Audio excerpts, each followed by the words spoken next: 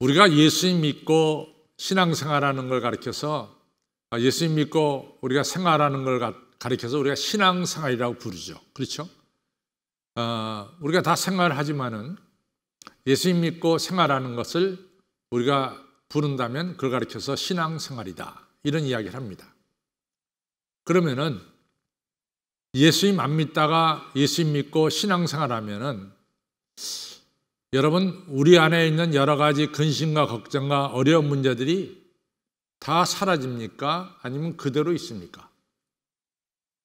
정직하게 좀 대답해 보세요. 여러분, 예수님 믿으면 근심 걱정이 다 사라집니까? 아니면 계속 가지고 있습니까? 만약에 어느 목사님이 오늘 여러분들이 예수님만 영접하면 여러분들 근심 걱정이 다 사라집니다 라고 말씀하면은 정직하게 말해서 그건 거짓말이에요. 그건 정답이 아닙니다.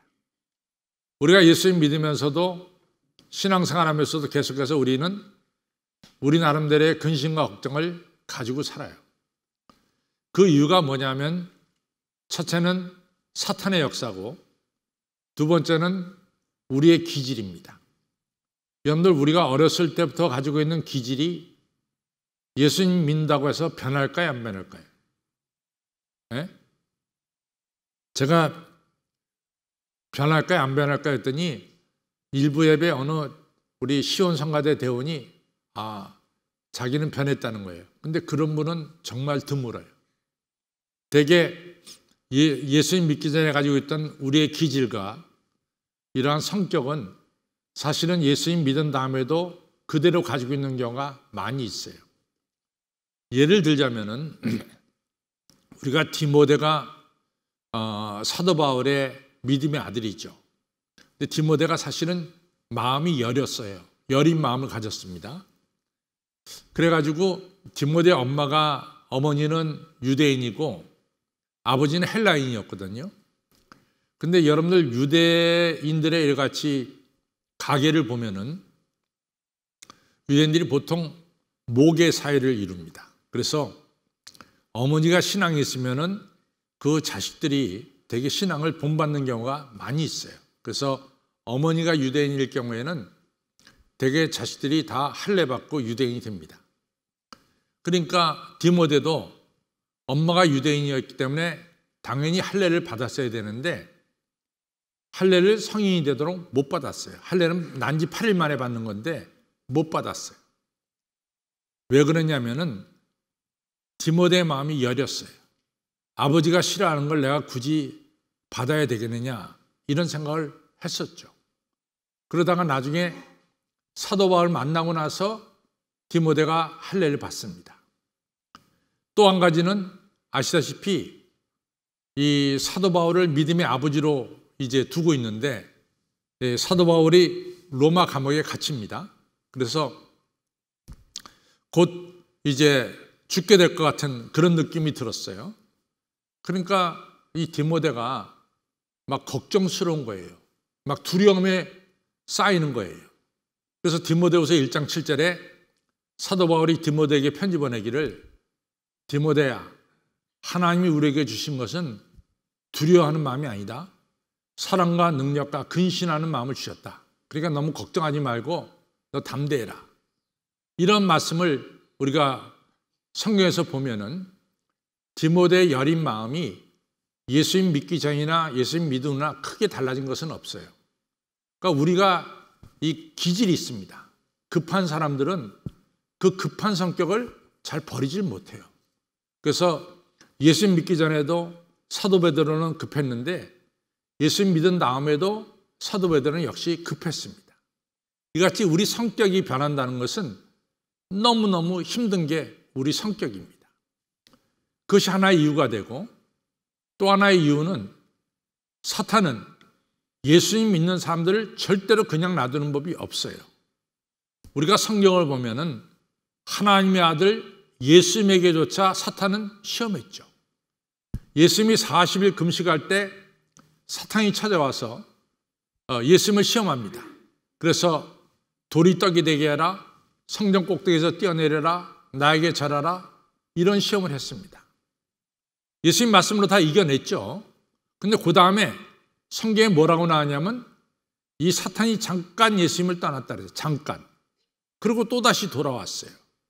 그래서 예수님 십자가 달릴 때 십자가에서 뛰어내려라. 네가 하나님의 아들이거든 뛰어내려라. 이러면서 사단은 끝까지 예수님을 시험했습니다. 그런데 성경을 보면은 우리가 야고보서나 베드로 전후서나 히브리서나 또한 요한 1, 2, 3서나 유다서나 또는 요한계시록 이러한 성경의 뒷부분에 나오는 모든 얘기는 두 가지 때문에 이 사도들이 편지를 썼어요. 하나는 너희들 여러 가지 사탄이 너희들 시험할 텐데 그 시험을 이겨내라. 사탄의 책략을 이겨내라. 이 얘기는 크리스찬들에게 하나님 믿는 여러분과 저에게 사탄은 끊임없이 여러분과 저를 시험한다는 사실이에요. 그래서 사탄은 여러분과 저를 그냥 놔두는 법이 없어요. 이런 모양 저런 모양으로 여러분과 저에게 근심과 걱정과 두려움을 가져다 줍니다. 그것이 사탄의 책략이에요.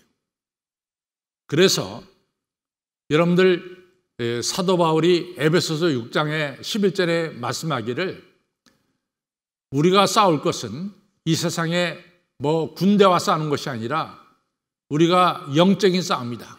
어둠의 권세와 싸움이다. 그러니까 너희들 전신갑주를 입고 이 세상에서 영적인 싸움에서 너희들 승리해야 된다. 이런 귀한 말씀을 주셨어요.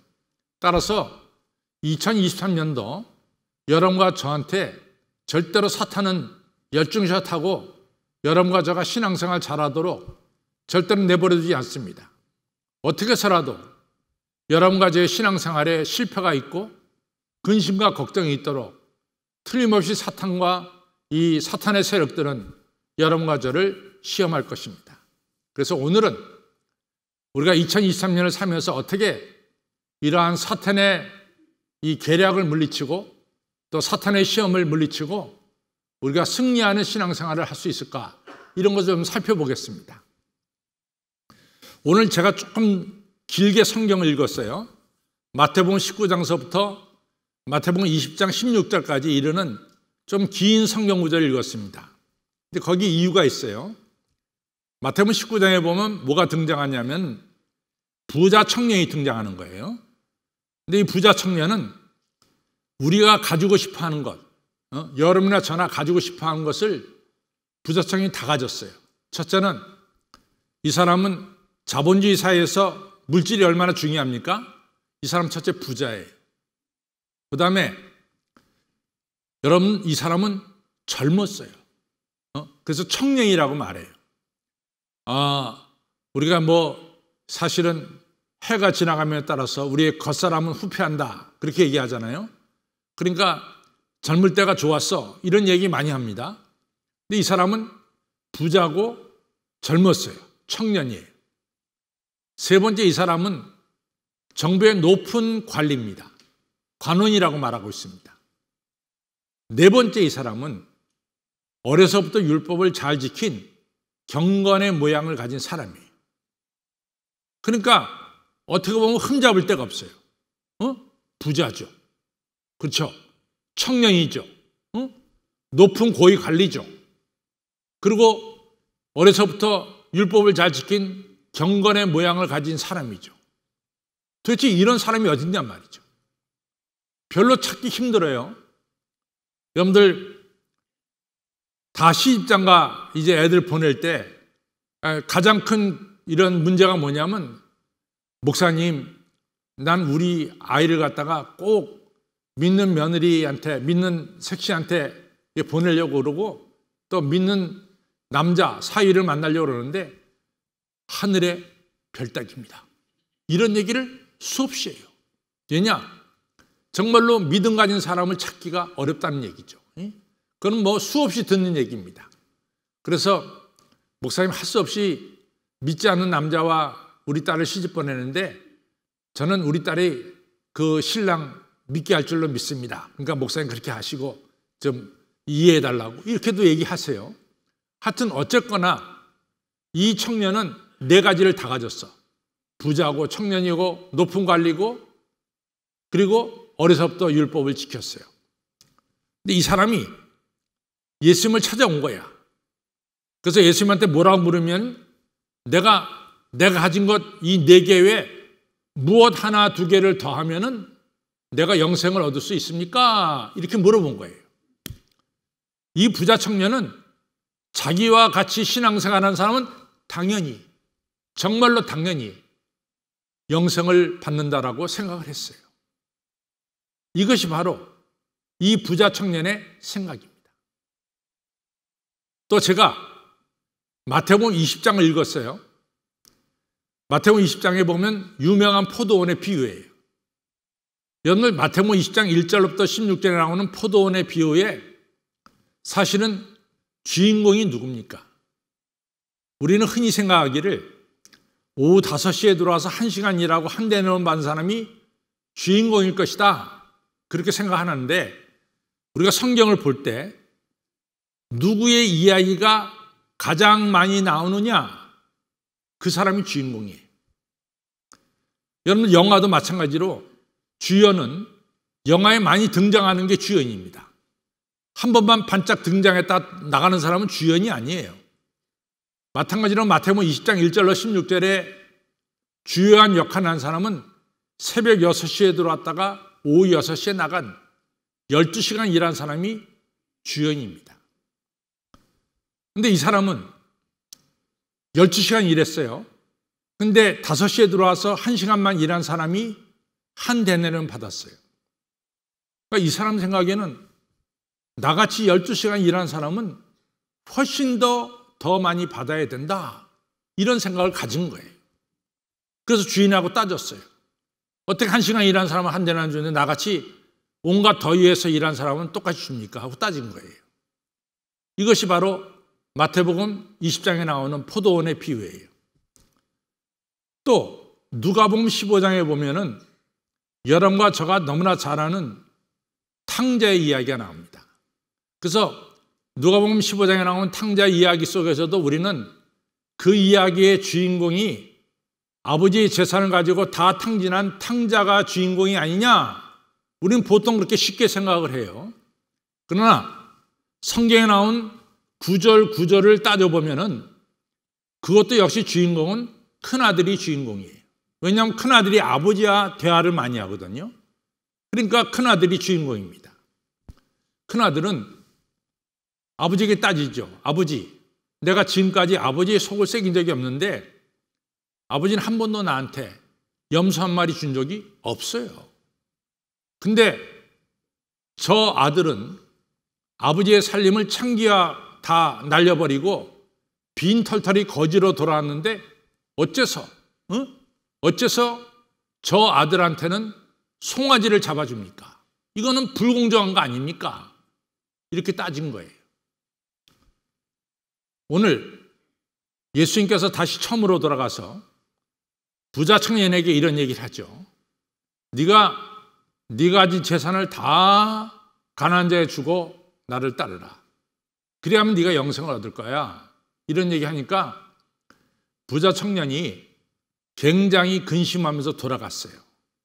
그때 예수님이 오늘 성경 읽으면서 여러분들 무슨 말씀하셨습니까? 부자가 천국에 들어가는 것이 낙타가 바늘귀로 들어간 것보다 어렵다. 이런 얘기를 했어요. 그랬더니 제자들이 충격이 왔어. 제자는 자기 집과 그물과 배를 버려두고 예수님을 따랐으니까 당연히 자기들은 천국은 따놓은 당상이라고 생각했어. 왜?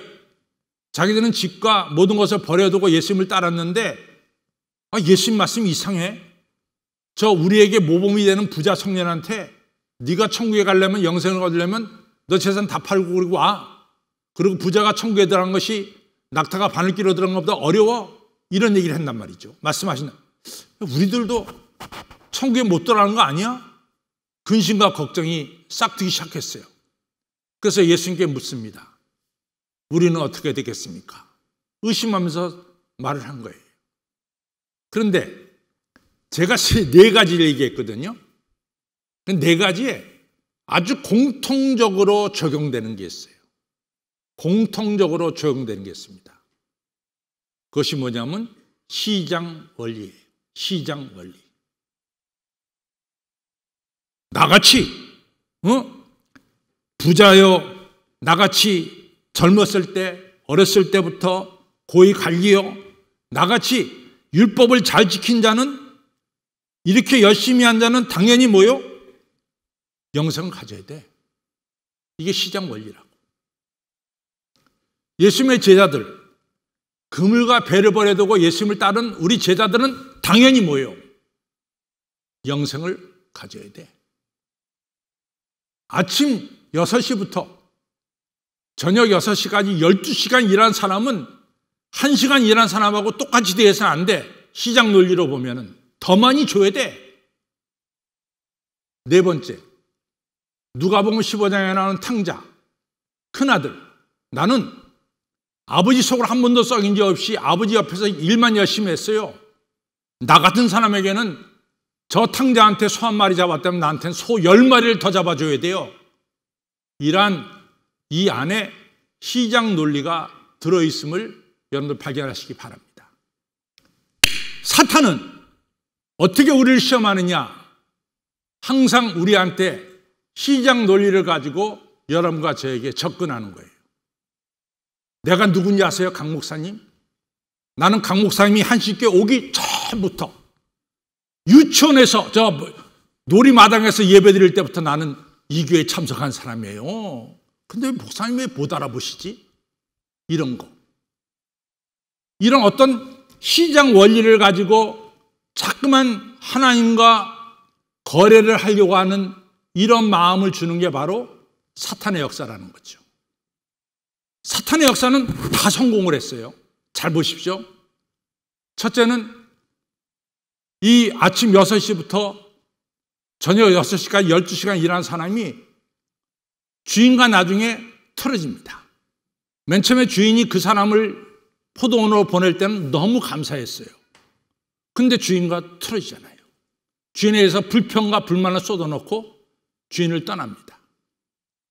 또 부자요, 청년이요, 관원이요, 또 어려서부터 율법을 잘 지킨 이 사람이 예수님 앞에서 근심과 걱정을 하면서 예수님 곁을 떠나고 말아요. 사탄의 전략이 성공한 거지. 사탄의 전략은 여러분과 저가 예수님 떠나는 게 목적이야. 사탄의 전략은 여러분과 저가 예수님께 불평과 불만을 늘어놓는 게 전략이라도 믿으세요?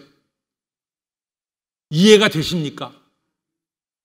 사탄의 전략은 여러분과 저가 예수님에 대해서 불평과 불만을 갖고 예수님을 예전만큼 사랑 못하는 거야. 예전만큼 충성 안 하는 거야. 그것이 사탄이 원하는 거라도 너 왜 바보처럼 예수님께 충성하냐? 너 그러지 말어. 그래서 예수님과 우리 사이에 갈라놓으려고 사탄이 쓰는 전략 중에 하나가 바로 시장 원리라. 우리가 너무 익숙한 시장의 원리를 가지고 적용한다고요.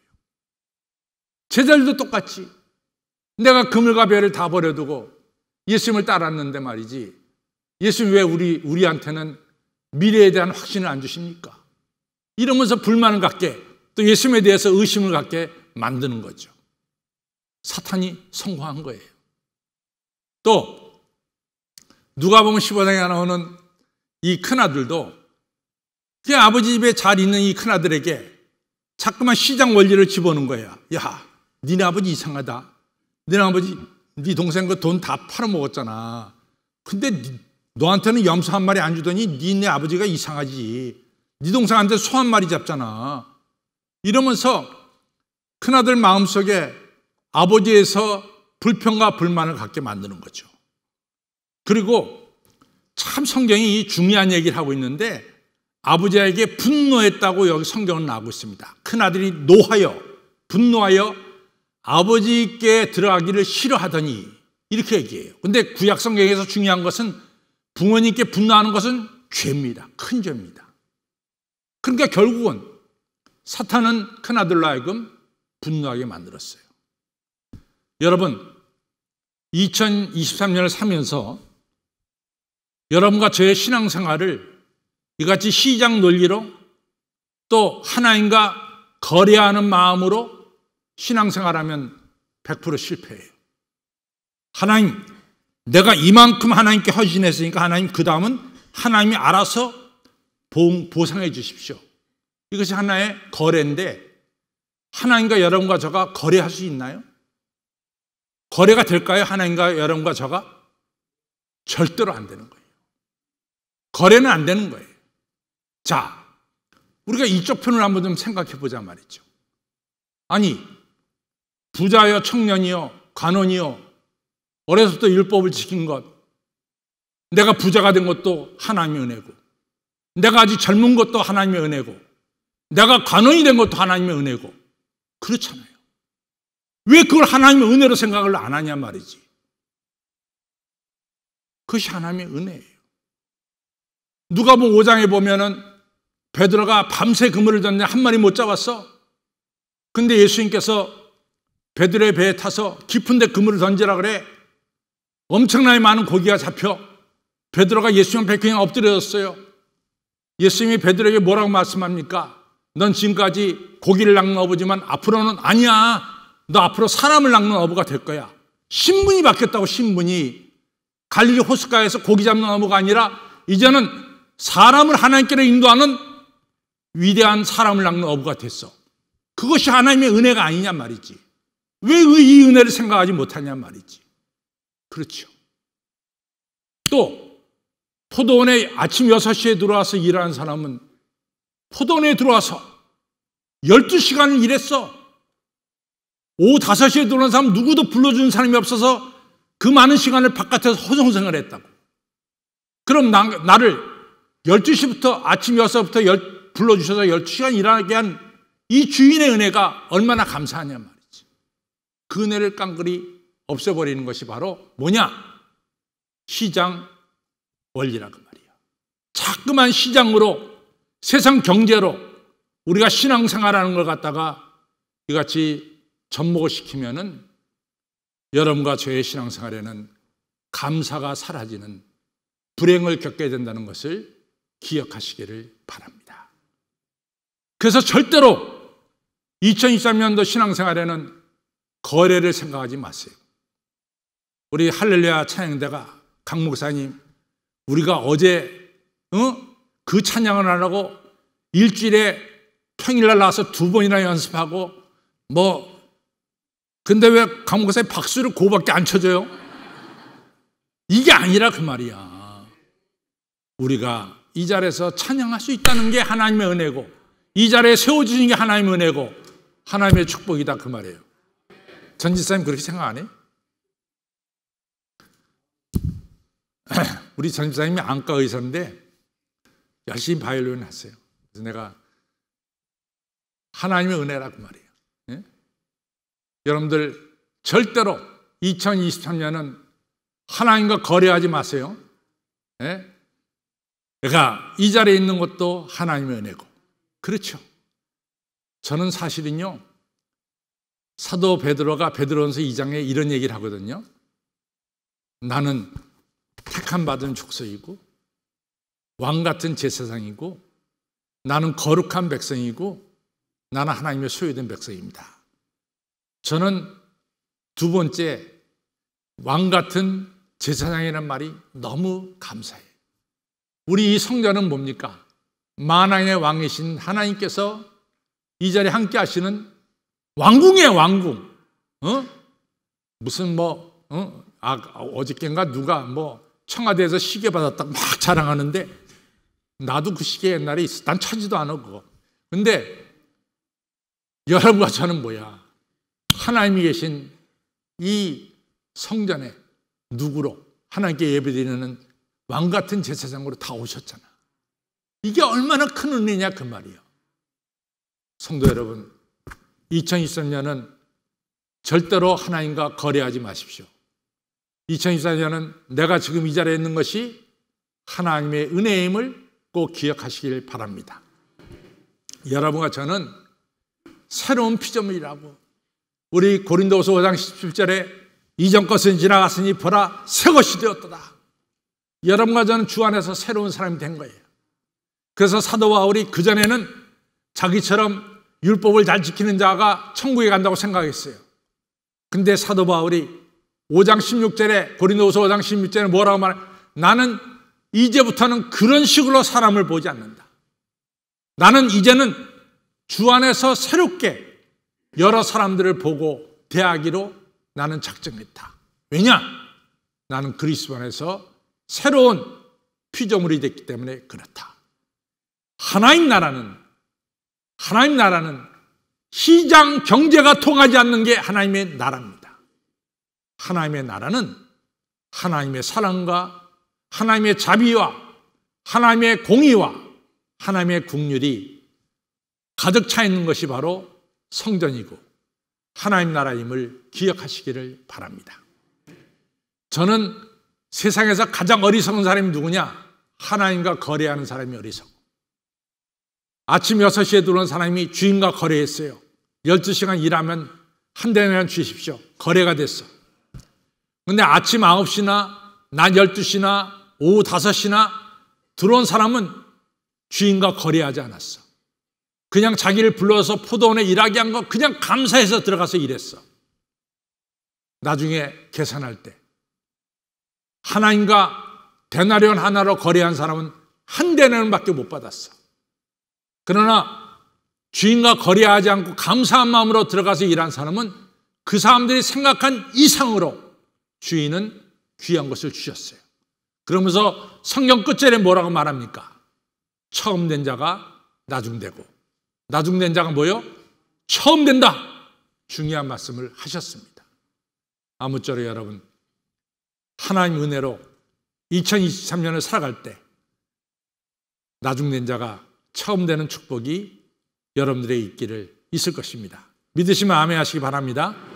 그래서 2023년 살아갈 때 마태복음 25장에 나온 것처럼 슬기로운 다시처럼 성령 충만하시고, 또 2달란트 5달란트 받은 청지기처럼 열심히 맡겨진 일에 충성하시고, 세 번째는 지극히 작은 자에게 사랑을 베푸시는 은혜 받은 자가 은혜를 베푸는 오직 은혜로 살아가는 여러 성도님들이 되시기를 주님의 이름으로 축원합니다.